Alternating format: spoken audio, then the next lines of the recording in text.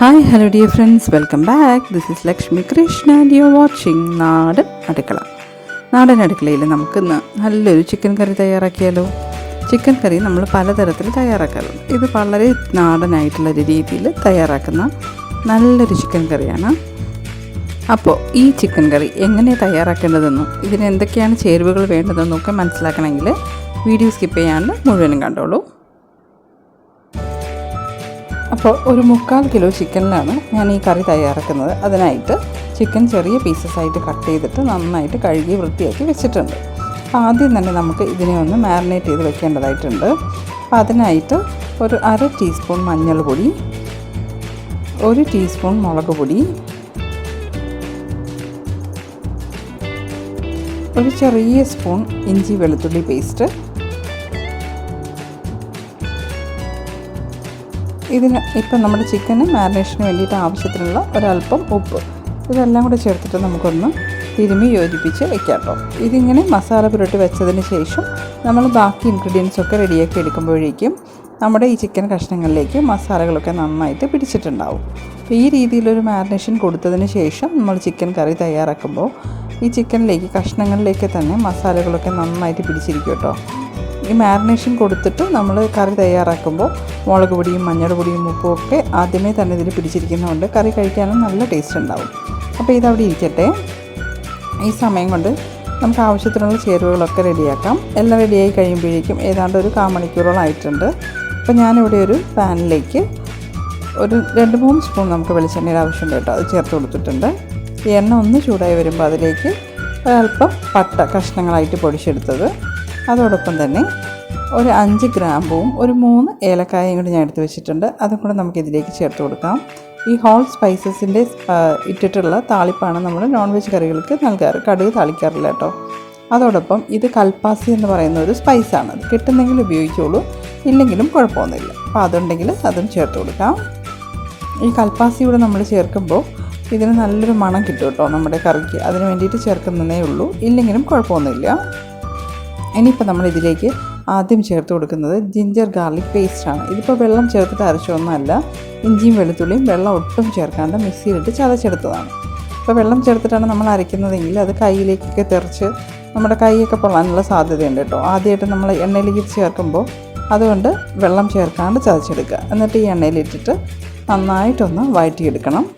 ഈ ഇഞ്ചിയും വെളുത്തുള്ളിൻ്റെയും പച്ചമണം ഒന്ന് മാറിക്കിട്ടണം. നമ്മൾ ചിക്കനിലേക്ക് ആവശ്യത്തിന് ജിഞ്ചർ ഗാർലിക് പേസ്റ്റ് ചേർത്തിട്ടുണ്ട്. ഇതിപ്പോൾ നമ്മുടെ ഗ്രേവിയിലേക്ക് ഇഞ്ചിയും വെളുത്തുള്ളിൻ്റെയും മണം കിട്ടാനായിട്ടാണ് ഈ രീതിയിൽ നമ്മൾ ഇഞ്ചിയും വെളുത്തുള്ളിയും ഒന്ന് വഴറ്റി കൊടുക്കുന്നത്. ആദ്യമേ തന്നെ ഈ രീതിയിൽ വഴറ്റി കൊടുത്താൽ നമ്മുടെ കറിക്ക് നല്ലൊരു ഫ്ലേവർ കിട്ടും കേട്ടോ. അതിന് വേണ്ടിയിട്ടാണ്.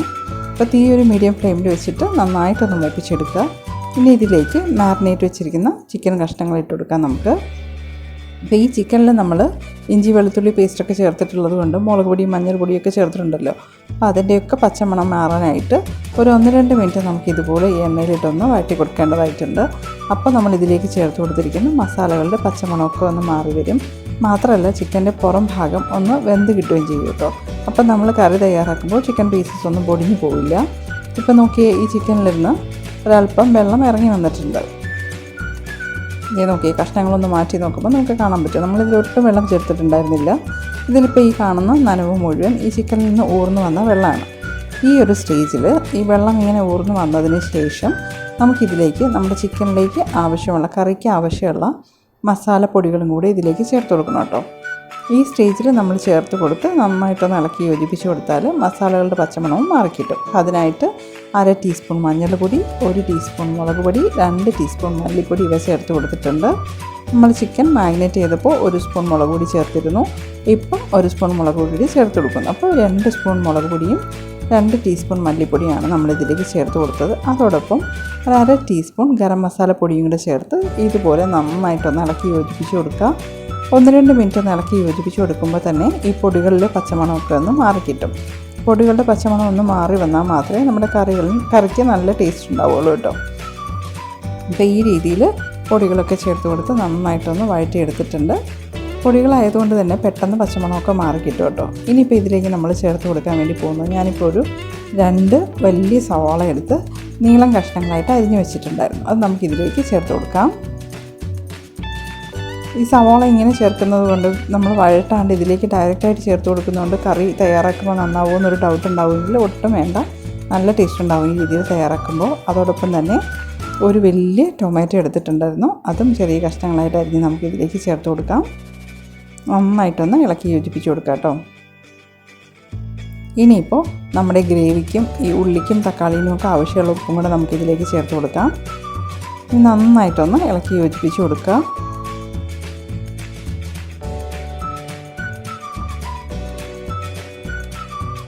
ഇനി ഇതൊരു 5 മിനിറ്റോളം നമുക്കൊന്ന് തീ ഒന്ന് നന്നായിട്ട് കുറച്ചിട്ട് മീഡിയം ഫ്ലെയിമിലോട്ട് ആക്കി വെച്ചിട്ട് മൂടി വെച്ചൊന്ന് വേവിച്ചെടുക്കാം കേട്ടോ. ഈ ഉള്ളിയും തക്കാളിയും നന്നായിട്ടൊന്ന് വഴണ്ട് കിട്ടണം, അതിന് വേണ്ടിയിട്ടാണ് ഒരു 5 മിനിറ്റ് നമ്മൾ മൂടി വെച്ച് കൊടുക്കുക. ഇടയ്ക്ക് 1-2 തവണ തുറന്ന് ഒന്ന് ഇളക്കി കൊടുക്കാനും ശ്രദ്ധിക്കുക കേട്ടോ, ഇല്ലെങ്കിൽ അടിക്ക് പിടിക്കാനുള്ള സാധ്യതയൊക്കെ ഉണ്ട്. അപ്പോൾ ഇടയ്ക്ക് 1-2 തവണ തുറന്ന് ഞാൻ ഇതുപോലെ ഇളക്കി കൊടുത്തിരുന്നു. ഇത് നോക്കി ഇപ്പോൾ നമ്മൾ ചേർത്ത് കൊടുത്ത ഉള്ളിയും തക്കാളിയും ഒക്കെ നന്നായിട്ട് വഴണ്ടിട്ടുണ്ട്. ഇതേ നോക്കി നമ്മൾ ചേർത്ത ഉള്ളിയും തക്കാളിയും ഒക്കെ തന്നെ ഈ ചിക്കനോടൊപ്പം കിടന്ന് നന്നായിട്ട് വഴണ്ട് വന്നിട്ടുണ്ട്. ഈ രീതിയിലൊന്ന് വഴറ്റിയെടുക്കണം കേട്ടോ. ഇപ്പോൾ ഏതാണ്ട് നമ്മുടെ ചിക്കൻ ഹാഫ് ഡൺ ആയിട്ടുണ്ട്, ഒരു പകുതി വേഗം ആയിട്ടുണ്ട്. ഇനിയിപ്പം നമ്മൾ ഒരു 2 മിനിറ്റ് കൂടെ ഒന്ന് മൂടി വെച്ചിട്ട് ഒന്നും കൂടെ ഒന്ന് എണ്ണ തെളിയുന്നവരെ ഒന്ന് നന്നായിട്ട് ഇളക്കി യോജിപ്പിച്ച് കൊടുക്കണം. ഇത് നോക്കി ഇപ്പം നമ്മുടെ ഉള്ളിയും തക്കാളിയും ഒക്കെ നന്നായിട്ട് വെന്ത് അതിലേക്ക് അരിഞ്ഞ് ചേർന്നിട്ടുണ്ട് കേട്ടോ. ഇനിയിപ്പം നമ്മുടെ ഗ്രേവി തയ്യാറാക്കുമ്പോൾ നല്ല ടേസ്റ്റുള്ള ഒരു ചിക്കൻ കറി നമുക്ക് തയ്യാറാക്കിയെടുക്കാൻ സാധിക്കും. ഒരല്പം അടിക്കൊക്കെ പിടിച്ചതുപോലൊക്കെ തോന്നും, അത് നമ്മൾ സ്പൂൺ കൊണ്ടൊന്ന് ഇളക്കി യോജിപ്പിച്ച് കൊടുത്താൽ മതിയാവും കേട്ടോ. ഈ അടി താഴ്ത്തി ഇങ്ങനെ ഒന്ന് ഇളക്കി കൊടുത്താൽ മതിയാവും.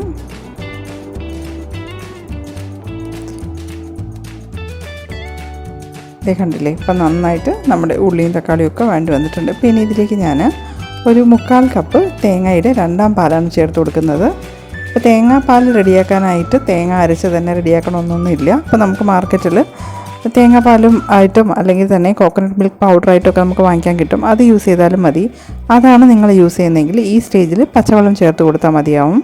ചിക്കൻ കറി തയ്യാറായി കഴിഞ്ഞതിന് ശേഷം അവസാനം നമ്മളൊരൽപ്പം തേങ്ങാപ്പാൽ ചേർത്ത് കൊടുക്കുമല്ലോ, ആ സമയത്ത് നല്ല കട്ടി തേങ്ങാപ്പാൽ ചേർത്ത് കൊടുത്താൽ മതി. ഞാനിപ്പോൾ ഇവിടെ ഫ്രഷ് കോക്കനട്ട് മിൽക്കാണ് യൂസ് ചെയ്യുന്നത്. അതിനായിട്ട് ഞാൻ ഒരു 1/2 മുറി തേങ്ങ എടുത്തിട്ട് അതിലേക്ക് ഒരു ചെറിയ ഗ്ലാസ് വെള്ളം ചേർത്ത് നന്നായിട്ട് മിക്സിയിലേക്ക് അരച്ചിട്ട് അത് പിഴിഞ്ഞെടുത്ത് 1ാം പാൽ മാറ്റി വെച്ചിരുന്നു. അത് കഴിഞ്ഞാലും ആ കൊത്തിലൊരൽപ്പം തേങ്ങാപ്പാലൊക്കെ ഉണ്ടാവും കേട്ടോ. അപ്പോൾ അതും കൂടെ എടുക്കാനായിട്ട് ഒരു 1/4 കപ്പ് വെള്ളം കൂടെ ചേർത്തിട്ട് ഒന്നും കൂടെ നമ്മൾ നന്നായിട്ടൊന്ന് അരച്ചെടുത്തിട്ട് തേങ്ങാപ്പാൽ അരിച്ചെടുക്കുക. അതുകൊണ്ടാണ് ഇപ്പോൾ 2ാം പാൽ ഇതിലേക്ക് യൂസ് ചെയ്തത്. ഇപ്പോൾ തേങ്ങാപ്പാൽ ചേർത്ത് കൊടുത്തതിന് ശേഷം തീ ഒരു മീഡിയം ഫ്ലെയിമിലോട്ട് ആക്കിയിട്ട് ഒരു 10 മിനിറ്റിലേക്ക് നമുക്ക് മൂടി വെച്ച് ഇതുപോലെ ഒന്ന് വേവിച്ചെടുക്കണം. 10 മിനിറ്റ് നേരം നമ്മൾ മീഡിയം ഫ്ലെയിമിലിട്ട് ഇടയ്ക്കൊന്ന് ഇളക്കിയൊക്കെ കൊടുത്ത് ഒന്ന് വേവിച്ചെടുക്കുമ്പോഴേക്കും നമ്മുടെ ചിക്കൻ പീസസൊക്കെ നന്നായിട്ട് വെന്ത് എണ്ണയൊക്കെ തെളിഞ്ഞ് വരും കേട്ടോ. ഇതാ കണ്ടില്ലേ, ഇതുപോലെ. ഇപ്പോൾ നിങ്ങൾക്ക് ചിക്കൻ പെരട്ട് അതുപോലെയാണ് വേണ്ടതെങ്കിൽ ഈ ഒരു സ്റ്റേജിൽ തന്നെ നമുക്ക് യൂസ് ചെയ്യാം കേട്ടോ. ഞാനിവിടെ ചിക്കൻ കറിയായിട്ട് തയ്യാറാക്കുന്നത് കൊണ്ട് ഇനി 1ാം പാലും കൂടെ ഒന്ന് ഇതിലേക്ക് ചേർത്ത് കൊടുക്കുന്നത്. നോക്കി നല്ല ഒന്നാന്തരം ഒരു ചിക്കൻ പെരട്ട് ഈ രീതിയിൽ നമുക്ക് തയ്യാറാക്കിയെടുക്കാം. ഇപ്പോൾ ഇപ്പം തന്നെ നമ്മൾ സ്റ്റവ് ഓഫ് ചെയ്തിട്ട് ഇതിലേക്ക് ഒരൽപ്പം കറിവേപ്പിലയും പച്ചമുളകും ഒക്കെ ഇട്ട് കൊടുത്താൽ മതിയാവും. പക്ഷേ ഞാനിത് കറി തയ്യാറാക്കുന്നത് കൊണ്ട് ആദ്യമേ എടുത്ത് വെച്ചിരുന്ന 1 കപ്പ് നല്ല കട്ടിയുള്ള തേങ്ങാപ്പാൽ ഇതിലേക്ക് ചേർത്ത് കൊടുക്കുന്നു. ആ തേങ്ങാപ്പാലും കൂടെ ചേർത്തിട്ട് നമുക്ക് നന്നായിട്ടൊന്ന് വേവിച്ചെടുക്കേണ്ടതായിട്ടുണ്ട്.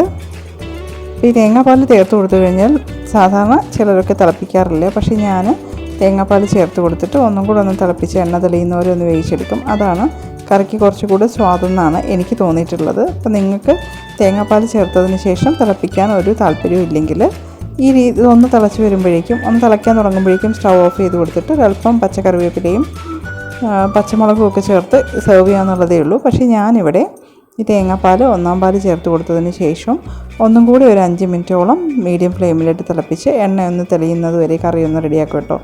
അപ്പോഴാണ് നമ്മുടെ ചിക്കൻ കറിക്ക് നല്ല ടേസ്റ്റ് ഉണ്ടാവുക. അപ്പോൾ ഈ രീതിയിലൊന്ന് തയ്യാറാക്കി നോക്കുമ്പോൾ നിങ്ങൾക്ക് മനസ്സിലാവും കേട്ടോ. ഇനിയിപ്പോൾ ഈ തേങ്ങാപ്പാൽ എടുത്ത പാത്രത്തിലേക്ക് ഒരു അല്പം വെള്ളം കൂടെ ചേർത്തിട്ട്, കാരണം നല്ല തേങ്ങാപ്പാൽ ആയതിൻ്റെ പാത്രത്തിൽ അല്പം തേങ്ങാപ്പാലിൻ്റെ അംശമൊക്കെ ഉണ്ടാവും കേട്ടോ. ഒരല്പം വെള്ളം കൂടെ ചേർത്ത് ഒന്ന് ഇതിലേക്ക് ഒഴിച്ചു കൊടുക്കാം. ഇനിയിപ്പോൾ 1ാം പാലായതുകൊണ്ട് തന്നെ ഇത് പെട്ടെന്ന് പിരിഞ്ഞു പോകും കേട്ടോ. നമ്മൾ അങ്ങനെ തിളക്കട്ടെ എന്ന് പറഞ്ഞ് വിട്ടാൽ അത് പിരിഞ്ഞു പോകും. അതുകൊണ്ട് തന്നെ നമ്മൾ ഈ സ്പൂൺ വെച്ചിട്ട് ഒരു തിള വരുന്നത് വരെ ഒന്ന് ലൈറ്റായിട്ടൊന്ന് ഇളക്കി ഇങ്ങനെ ഷേക്ക് ചെയ്ത് കൊടുത്തുകൊണ്ടേയിരിക്കണം. അപ്പോൾ തിള വരുമ്പോഴേക്കും തേങ്ങാപ്പാൽ പിരിയില്ല. ഇതൊരു ടിപ്പാണ് കേട്ടോ. അപ്പോൾ നമ്മൾ തിള വരുന്നത് വരെ ഒന്ന് ലൈറ്റായിട്ട് ഇളക്കി കൊടുത്തുകൊണ്ടേയിരിക്കുക. അതേ നോക്കി ഇപ്പോൾ നന്നായിട്ട് തിള വന്നിട്ടുണ്ട്. ഇപ്പോൾ നോക്കൂ, നമ്മൾ ഒഴിച്ചു കൊടുത്ത തേങ്ങാപ്പാലൊന്നും പിരിഞ്ഞൊന്നും വന്നിട്ടില്ല. ഇനി നല്ല തിള വന്നതിന് ശേഷം തീ ഒരല്പം കുറച്ചിട്ട് ഒന്ന് മൂടി വെച്ച് എണ്ണ തെളിയുന്നവരൊന്ന് നമുക്ക് വേവിച്ചെടുക്കാം കേട്ടോ. അപ്പോൾ ഈ സമയത്തിൽ നമുക്ക് വേണമെങ്കിൽ ഉപ്പൊക്കെ ഒന്ന് ചെക്ക് ചെയ്ത് നോക്കാം, വേണമെങ്കിൽ ഉപ്പൊക്കെ ചേർത്ത് കൊടുക്കാം കേട്ടോ. ഇപ്പോൾ നമ്മൾ ചേർത്ത് കൊടുത്ത ഉപ്പെല്ലാം കറക്റ്റാണ്, ഉപ്പിൻ്റെ ആവശ്യമൊന്നുമില്ല. അപ്പോൾ ഇനി ഇതിലേക്ക് ഒരല്പം പച്ചക്കറിവേപ്പില നമുക്ക് ചേർത്ത് കൊടുക്കാം. ഈ അവസാനം ചേർത്ത് കൊടുക്കുന്ന ഈ കറിവേപ്പിലയും ഒരു പച്ചമുളകിങ്ങനെ രണ്ടായിട്ട് നമുക്ക് കീറി ഇതിലേക്ക് ഇട്ട് കൊടുക്കണം. അപ്പോൾ ഈ പച്ചമുളകും കറിവേപ്പിലയും കൂടെ ചേർത്ത് കൊടുക്കുമ്പോൾ നമ്മുടെ കറിയിൽ നല്ലൊരു മണം കിട്ടും കേട്ടോ. ഇത് വേണമെങ്കിൽ നിങ്ങൾക്ക് ചുവന്നുള്ളിയൊക്കെ താളിച്ച് ചേർക്കുകയും ചെയ്യാം. ഇനി ഒരു 5 മിനിറ്റ് ഈ എണ്ണ തെളിയുന്നവരെ നമുക്കിതൊന്ന് തീ ഒന്ന് താഴ്ത്തി വെച്ച് ഒന്ന് വേവിച്ചെടുക്കാം. ഇത് നോക്കി, ഇപ്പോൾ എണ്ണയൊക്കെ തെളിഞ്ഞ് വന്നിട്ടുണ്ട്. 1-ാം പാൽ ഒഴിച്ചതിന് ശേഷം ഈ രീതിയിൽ എണ്ണ തെളിയുന്നത് വരെ ഒന്നും കൂടി ഒന്ന് വേവിച്ചെടുത്താൽ നമ്മുടെ കറിയിൽ നല്ലൊരു ടേസ്റ്റ് ഉണ്ടാവും കേട്ടോ. ഇപ്പം നോക്കി, നമ്മുടെ ടേസ്റ്റി ചിക്കൻ കറി ഇത് ഇവിടെ തയ്യാറായിട്ടുണ്ട്. അപ്പോൾ ഈ രീതിയിൽ നിങ്ങളൊന്ന് തയ്യാറാക്കി നോക്കുക, നിങ്ങൾക്ക് ഇഷ്ടമാവും. അപ്പം നല്ല ടേസ്റ്റിലുള്ള നല്ല കൊഴുത്ത ഗ്രേവിയോട് കൂടിയൊരു ചിക്കൻ കറി തയ്യാറായിട്ടുണ്ട്. ഊണിനും ചപ്പാത്തിക്കും എല്ലാത്തിൻ്റെ കൂടെയും നമുക്ക് കഴിക്കാൻ പറ്റിയ നല്ലൊരു ചിക്കൻ കറിയാണ്. അപ്പോൾ ഈ രീതിയിൽ നിങ്ങളോടൊന്ന് തയ്യാറാക്കി നോക്കുക, നിങ്ങൾക്ക് എല്ലാവർക്കും ഇഷ്ടമാവും. ഇനിയിപ്പോൾ അവസാനം നമുക്കിതിലേക്ക് ഒരല്പം ഗരം മസാല പൊടിയൂടെ ചേർത്ത് കൊടുക്കാം. ഈ ഗരം മസാല പൊടിയൂടെ ചേർത്ത് കൊടുത്തിട്ട് ഒന്ന് ഇളക്കി യോജിപ്പിച്ചതിന് ശേഷം മൂടി വയ്ക്കുക. ഒരു അരമണിക്കൂർ കഴിഞ്ഞതിന് ശേഷം നമ്മൾ വിളമ്പിയാൽ മതിയാവും. അപ്പോൾ നന്നായിട്ട് നല്ല മണമുള്ള നല്ല ടേസ്റ്റുള്ളൊരു ചിക്കൻ കറി തയ്യാറായിട്ടുണ്ടാവും. അപ്പോൾ ഈ പൊടികൾ നമ്മൾ ചേർത്ത് കൊടുത്ത ഗരം മസാല പൊടി ഈ കറിയിലേക്ക് നന്നായിട്ട് യോജിക്കാനായിട്ട് ഒരല്പം ഒന്ന് ഇളക്കി യോജിപ്പിച്ച് കൊടുക്കുക കേട്ടോ.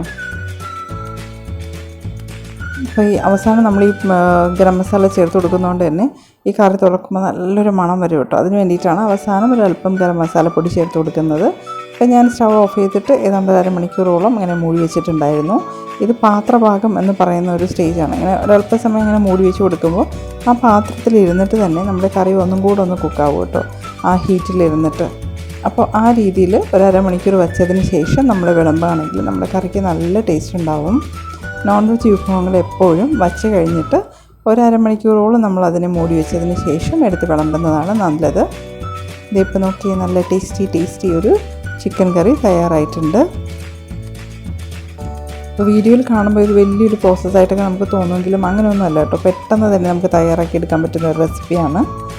അപ്പോൾ നിങ്ങളും ഈ രീതിയിലൊരു ചിക്കൻ കറി തയ്യാറാക്കി നോക്കൂ, നിങ്ങൾക്ക് എല്ലാവർക്കും ഇഷ്ടമാവും. അപ്പോൾ വീണ്ടും ഇതുപോലുള്ള നല്ല റെസിപ്പീസുമായിട്ട് വരുന്നത് വരെ thank you for watching and keep on watching LK's നാടൻ അടുക്കള.